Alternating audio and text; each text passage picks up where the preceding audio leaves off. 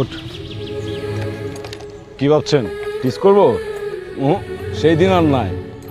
বাংলাদেশের আইন শৃঙ্খলা এত উন্নত যে এসব করার কথা কেউ চিন্তা করে।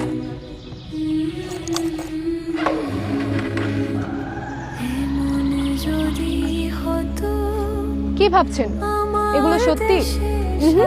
এগুলো সবই আমাদের স্বপ্ন, আর এই স্বপ্নকে বাস্তবায়ন করতে হলে সৎ ও যোগ্য লোককে ভোট দিন।